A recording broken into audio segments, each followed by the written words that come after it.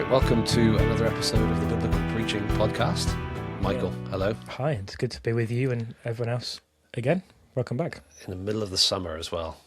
Hot and sunny. By the time we put this out, it's probably going to be cold and rainy I know. in this country. But Such is the weather, but it's a marker for us to remember the day. That's right.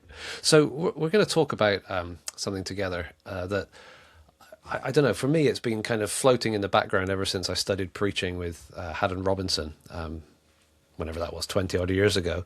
He would often refer to all preaching has to have unity, order, progress.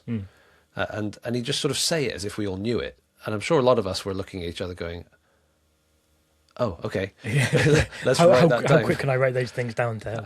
But yeah, it's probably going right back to Aristotle, but it's just that three essential qualities of effective communication, effective monologues, if you want to use that word. There needs to be unity, there needs to be order, there needs to be progress. And I think the simplicity of it really does allow you to evaluate your own preaching and say, okay, where am I strong? Where am I weak? What could I change? What am I trying to achieve by the change I need to make? Right. And that's behind why we want to talk about it in this episode is what is effective preaching? How do you, or what does it look like? It's the kind of thing like with many things, but I think preaching it's the kind of thing of, we know good preaching when we hear it, or Yes. sometimes when we do it. But it's harder to say, well, ahead of time, well, what is effective and good preaching? And sometimes it's like, well, that was good and that was effective, but like, why? Was it just, yeah. There's so many things going into it, but these three things I find have been really helpful. It's just a way of saying, well, what should I be trying to do? So in my preparation and study particularly, I'm like, okay, in my prep, am I trying for these three things? When I'm preaching, I'm trying to, have I done those three things? So sort of both before, during and after, but then also, reviewing when I'm listening to other people. So it's like, actually, I really, there might be one of these areas that I get. So that's kind of behind why we want to talk about them, is because actually we all want to be better. We all can be better. And all of them, I think, are all three. We'll work our way through the three rather than just talking around the subject. But all three of them affect content and they affect delivery, or I should say, delivery affects our perception of whether they're there or not. Yeah. And if you sort of think about the opposites of each one as well, which we'll do as we go, you kind of go, oh yeah, well, that would be bad, therefore this must be good. Yeah. So let's start with unity. We want to be preaching a unified message as opposed to a scattered message. Yeah, just a lot of thoughts strung together, or perhaps not even strung together. Sometimes you can just have like a stream of consciousness sort of. Right. And that's the thing. Style of preaching. Even if the stream of consciousness, every individual phrase within that is biblical, it's true, it's right on. Relevant, yeah. It's still a problem if it's not unified, because the perception of the listener is, I'm not really tracking. You've lost me. Yeah, there needs to be a way for people to hang in there with what you're saying, because otherwise, there's no impact, there's no memory of it, there's no really power, really. Mm-hmm. You can have lots of, just preaching is not just like stringing tweets together. There's actually real communication has to have a unity of like purpose, I guess. I think when you think about like other forms of art, and I don't tend to think about other forms of art. Yeah, tell us about all the ways you think about it. Yeah, so if you're in a museum and you're looking at a piece of art on the wall, beautiful framed landscape or whatever, that's about the level of my artistic appreciation. But you're looking at a landscape. There needs for it to be good art in a sort of classical sense. There needs to be a coherence to everything that's within that frame. And so, if you're looking at the rolling hills and I don't know, sort of peasant farmers from several centuries ago, and then on the right hand side there's like a Ferrari parked or a electricity station, whatever. It's like, that doesn't fit, therefore the whole thing's broken. But when you're looking at a painting, you see the whole thing all at once. When you're receiving a sermon, you're getting it piece by piece.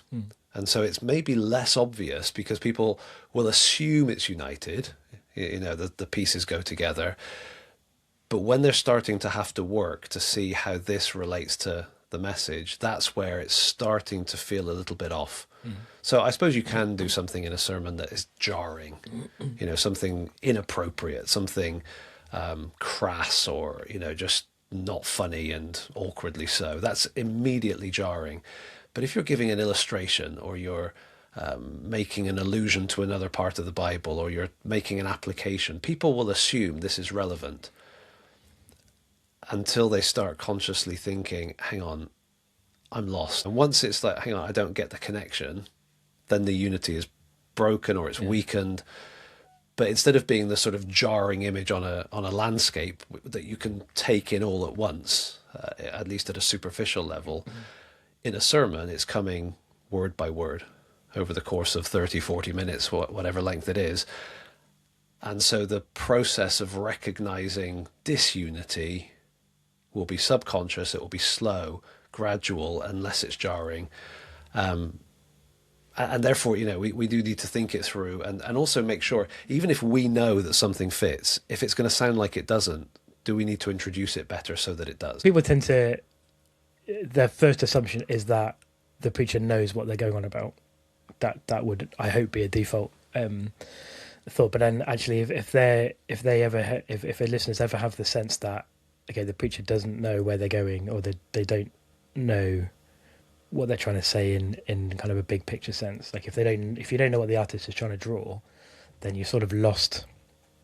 You've lost the people kind of going through. So actually having so we would sort of talk a lot about having like a big idea in your preaching, kind of this clear thought, one sentence. Like what am I trying to? What am I communicating? Yeah. And so everything else, like you said, in terms of the unity of what I'm proclaiming, everything has to sort of feed into this one united idea, essentially. Otherwise, it's just like you're flying all over the place and you've lost people. I think sometimes when people are exposed to the idea of a big idea, go to a preaching seminar or something, or you read a book and you kind of go, okay, good preaching has to have a big idea, okay? Then you can easily get intimidated, because you can look in the books or you can listen to certain preachers and they nail it. They articulate it so well. Profound and memorable and pithy, succinct, clever. And you think, I could never do that. And so the danger is not that our big ideas fall slightly short of perfection. The danger is that the almost perfection type examples cause us to swing to the opposite extreme of never mind, I won't bother. And actually, there's something really healthy about a just plain big idea. You don't have to have all the sophistication of a big idea that, I often joke about the fact that in the textbooks where they quote a big idea, if you trace it back, you can often find that big idea is from decades before. Which implies that a regular preacher is not generating them week by week at that level, or else they would have, when they're writing it, just used last Sunday's. Yeah. So just a plain, clear, to the point big idea is worth its weight in gold, even if it's not going to get published, because it's going to unify what you're saying when you are, preparing and presenting your message. And I would liken that to kind of the food that we might feed our children at home. My wife's capable of amazing cooking, but we don't hit the heights on every meal. Some meals are very functional, I only had 10 minutes, here it is. And yet, because it's kind of qualifying as healthy home-cooked food, my children have grown up healthy, even though they haven't been hitting the heights of, 5-star Michelin standard meals every single meal. It's that kind of steady, plain, this ticks the boxes. That kind of food leads to health. And I think in churches, if we can say, right, every now and again, I might pull out an absolute zinger. I might get a big idea that's just like, whoa, check that out. But most weeks, it's better to have just a basic idea than no idea. Than no idea at all. Yeah, exactly. I think the one time I've come up with a really brilliant big idea, it turned out that I'd nicked it from someone else, like a famous guy from It like turned 20 years ago, and I Did he hadn't sue realised. you for it? No, not in that sense. It was I just thought, oh, I've come up with this really cool phrase, and someone was like, yeah, I read that like 5 years ago. From anyway, I remember going to. Actually, I didn't go, but I had some friends that went to a church to hear quite a well-known preacher. And when they came back, we sort of saw them in the car park and said, "Oh, how was it?" And they said, "Oh, yeah, amazing building, great music. How was the preaching?" Well, let's just say he didn't have a big idea. Actually, he didn't have a small idea. To be honest, I don't think he had the faintest idea. And you go, "Oh, that's pretty damning." Yeah, oops. And I don't want that to be true of my preaching. And but I've got to be satisfied with, the idea was this. Yeah. Nothing spectacular, nothing special, but it's stateable. Yeah, so it's not that we're looking for a profound unity in that sense, but that in order for preaching and communication to be effective, it has to have A basic unity. a unity. Yeah, Yeah. like An essential unity. Yeah, That famous quote, I don't think we've ever quoted it on the podcast, but J.H. Jowett is kind of renowned in preaching circles for a statement that he made about the importance of the main idea. He called it the theme, being a short, pregnant sentence as clear as a crystal. And then he wrote this: "I do not think any sermon ought to be preached or even written until that sentence has emerged clear and lucid as a cloudless moon." Lovely quote from over a century ago. But that's kind of the point. It's very well stated, but that's the point. Until that idea becomes clear, you're not ready to preach. And if you are asked, "Hey, how's your sermon coming? What are you saying?" Well, I'm, if you're all over the place, you're not ready. You should be able to say, there it is. yeah. One sentence. And there's Clear more- and lucid. And there's more to say about like how you get that, and that has to come from the text and how you're sort of doing that. That will perhaps be on another episode. But so unity, incredibly important, but also order. So what have you got in mind when you're thinking for yourself in your prep, but also when you're listening? Like, what do you how do you define, or how do you look for order? Again, there's kind of the opposite reveals it. Okay, so when something is disordered, then the listener will be confused. They won't understand how anything relates. You could take, I haven't laid this out for us, but you could take a sequence of 5 thoughts, and in order they make complete sense. Mix them up, and you get chaos. Yeah. And so having that sense of organization, that your points progress, that you use an illustration at the right moment, not, here's a great story, and then later on I'll refer back to it, and what's happening. The right story at the right moment, the right point after the next point. Just the kind of sequencing of thoughts really is kind of a lot of the skill of preaching, isn't it? Because again, we don't give people a big 6x4, canvas with the sermon on it. We're giving it thought by thought. And so the thoughts have to progress in a logical order so that one builds on the other and people can make sense. The moment it is out of order, people will be thinking, even subconsciously, how does this fit? Yeah. And in good preaching, that thought shouldn't be there in the listeners. the thing of saying, "Oh, I should have said this 5 minutes ago," in order to make sense of what's coming. But good jokes, good story, just communication, I'm thinking in general, but like good jokes rely on an order. Good stories rely on an order. You don't like ruin an ending. Yeah. Punchlines come last. Punchlines come at the end on purpose. And, so it's like preaching, you're trying to think, well, actually there has to be an order. And so thinking sort of introduction, conclusions are really important in this sense. And often we spend less time on those things because I'll just start and I'll just finish. But actually order is really important. And introduction and conclusion are really, really important because they start and end. That's right. And so you've got the order of the content, which may just be following the order of the text. That makes it easy. Logically, I think that's the default approach. But it could be that the text goes point 1, point 2, point 3, and actually there needs to be some explanation of context in order for point 1 to land for us. And so you may need to just not quite simply walk your way through a text. There may be a need to rearrange the order, but if you do, then the risk is people are being lost. So the default should be follow the text. So some of the order stuff happens in your study when you're working out, okay, I'm going to say this, and I'm going to move on to this, and I need the illustration there, and I'm going to move on to that. So it's a content issue, but there's also the delivery side of it. And so that's where, a brilliant introduction, like you're saying, written down, sets up what's coming. A brilliant conclusion lands what's been said. But when you're delivering it, it's also the little transitions between points, between sub points, the little comment that sets up the illustration. It's the transitions that I think honestly separate beginning preachers from more experienced expert preachers, if that's a phrase, because it's saying, okay, I know your experience as a listener. You've heard me saying this. I know what I'm saying next, and I know you need to hear this in order to be ready for it. Yeah, like there's good transitions and bad transitions, but the worst transitions are none. Yeah. There's not having them and just going, well, I can't even think of a way to do it. But I was going to say point 1, point 2, but that is a transition.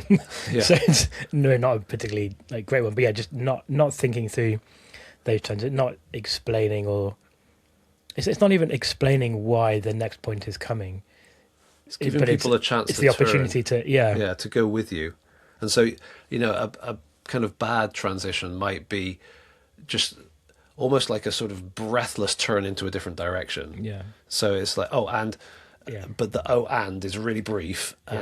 and the next point actually isn't an and. Yeah. It's however, or whatever. Yeah. So a breathless, rapid, kind of moving people around, kind of non-transitions. You lose people. They get frustrated. The whole experience fails, even if the content of each point was brilliant. They're lost. They're struggling. Yeah. So there's the order that you plan on the paper as you're preparing ahead of time. There's the order as you're delivering it and how you help the listener to experience it. And so hopefully unity and order are going to be working together. There's a cohesion to it. There's a sequence to it. And then the third element is progress. And so progress is about that forward momentum, that sense that we are getting towards, not just getting towards the end, that implies they're struggling, but we're making progress on this journey. We're going somewhere. Yeah, it's a sense of, and also, it's a sense that people need to feel that where the progress is, like where you're going. Like this is maybe a scary example, like if you're flying a plane, you need to know where you're flying it to, and the people on the plane need to be happy with where you're flying it to. And if you keep changing directions, quite freaky. And it's kind of silly example, but yeah, just it's that sense of listeners need to know and to be confident that the preacher knows where they're going. And so the unity and order, like you said, fit into, like if there's no unity and no order, then people are like, well, how, like, where are we? What are we doing? How can I keep up? But you can have those first two, and if there's no progress or no momentum towards, a goal, then again it feels really hard to, like, why should I listen? Why are you doing? Yeah, all those sort of why are you doing this questions have just become overpowering. When I'm driving, and say I got my family in the car, we're heading off on holiday or something, and we're driving, it doesn't work to just pick a speed and go at it. Right? I have to slow down for junctions. I have to be careful at roundabouts. I have to speed up when I'm in fast moving traffic.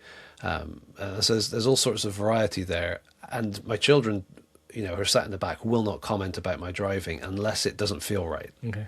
If I'm going 70 miles an hour down a very narrow country lane and I can't stop if anything comes in front of me, they might say, Dad, whoa, careful. It just seems so rapid.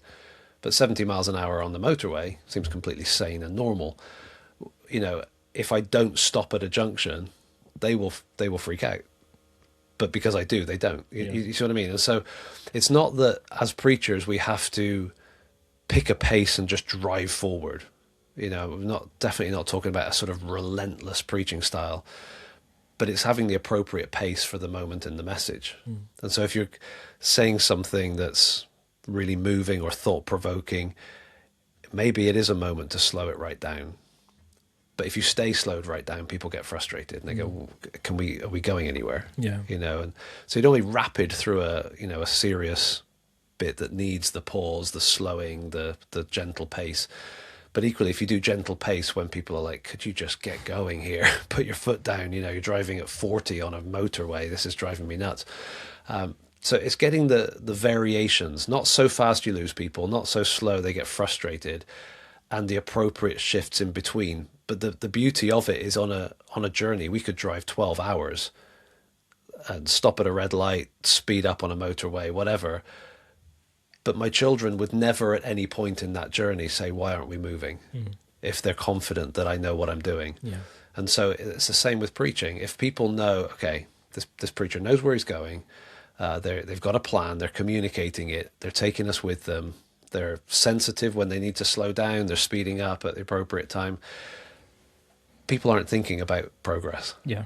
If they're thinking about it, something's not working. Yeah, that's exactly right. And these three, these three things, unity, order, progress, they come together, don't they? Of course, you know, when you have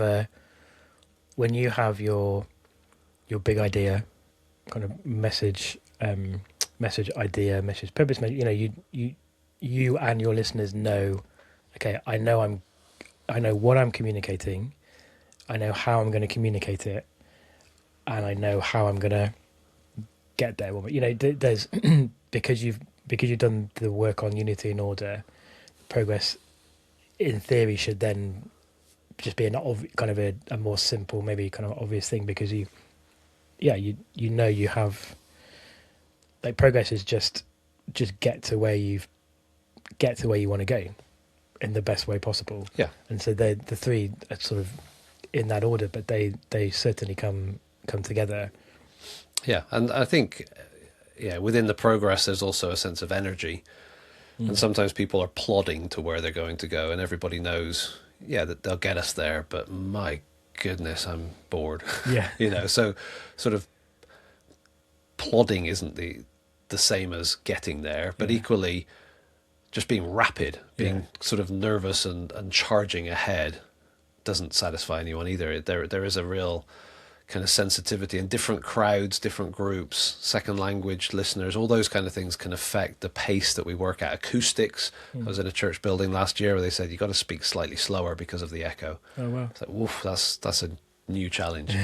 You know, so taking on board everything that you can and just saying, okay, essentially, is this message coherent? Is it united, or is it scattered? Okay, I want it to be coherent. I want it to be ordered, so that people aren't thinking about why is he saying that. They know why I'm saying it because they're taking it on board. And a sense of progress. So it's not plodding, it's not breathless and relentless, but it's appropriate to the situation so that people have confidence in the message. Once you get those three things in place, I see why Haddon used to say a lot about them. Yeah. Essential qualities of good preaching, unity, order, progress. Helpful stuff. Yeah. So you can evaluate yourself. I think you can kind of go, okay, where am I strong? Where am I weak? You can ask somebody who gets it, who, explain what these are, and then ask them to honestly evaluate and say, hey, work on this. Some of us are naturally scattered and we've just got lots of information in our heads and it all comes out. Maybe we need to work on unity. Some of us are disorganized in life and in preaching, and it's the organization of material that would make the world of difference. It might be all the pieces are there, but if you just switch that bit and that bit, it would make a whole lot more sense. And some of us are struggling with that sense of progress, either too fast, too slow, it's laborious, or it's rapid fire, and getting an appropriate pace for our listeners to feel confident in our driving. Okay, so evaluate, ask somebody else to evaluate, watch yourself on a video, listen to yourself on audio, try to imagine how other people are experiencing it. It's worth it. It's a helpful set of qualities that are well worth thinking about. Anything more to add, Michael? I was just thinking, I appreciate how these things, like, they're not just tricks.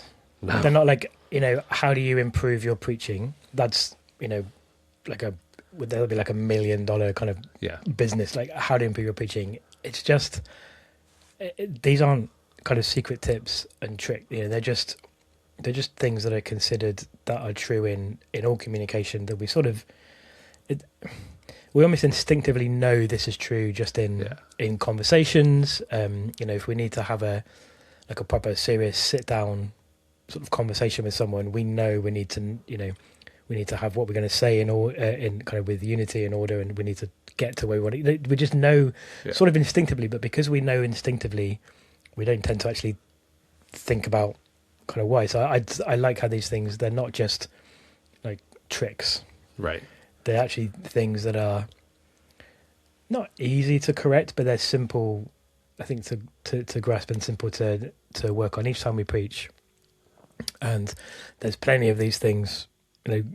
God is a God of all of these three things. That's the kind of God he is, and it's I think reflective of that. And I think you could listen to any good preacher and you'll see these three things, even if they've never thought about it. Yeah, so that's why their quality is not, like you say, learned tricks or something. Yeah. Just to finish, Psalm 119. That's not going to be fast, is it? Well, let's just dip in. Okay, Psalm 119.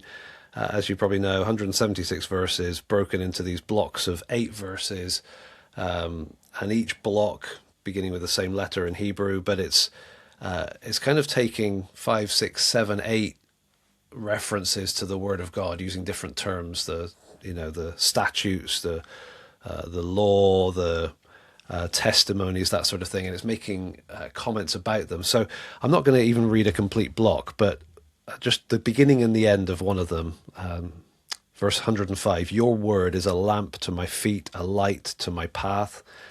And then at the other end of that same block, in verse 112, he says, I incline my heart to perform your statutes forever, to the end.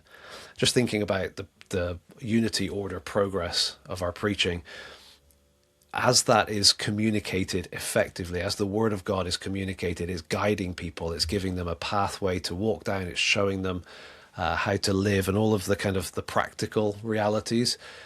But the ultimate goal is that their hearts would be inclining towards Him. And I think that's just good to remember, that our goal in preaching is not to present a masterclass on unity, order, and progress so that everybody would say, wow, that was amazing rhetoric.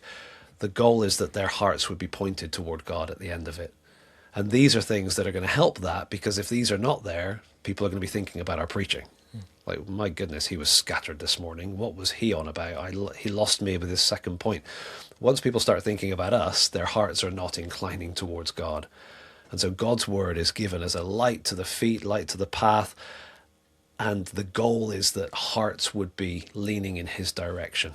And so let's take on board whatever we can to improve our preaching, not so that people think about us, but precisely so they don't, so they can see the God that's revealing himself through the word. That's the goal. Great. Yeah, let's be preachers who improve and are effective, but effective in our preaching means pointing people to our God, and for that relationship and to change. So thank you for... You know what we should do at this point? We should make the ending drag on really long so that people go, wait a minute, they had unity and order and a sense of progress, but they lost us at the end. The rubbish at the end, or just do like a sudden cut halfway through a sentence. We could do that. And that's the end. But no, maybe we'll do a proper one of just thanking you for being with us on another episode, and please do engage with us. You can give us star ratings and reviews and likes, or you can contact us if you have questions or comments. We're really keen for this podcast to be a journey with you guys who are engaging with us. So we're grateful, and we will be with you again soon. Thank you. Thanks for joining us today. We really appreciate every positive review, like, share, and comment. And thank you for praying for us. We hope you will join us again next time on the Biblical Preaching Podcast.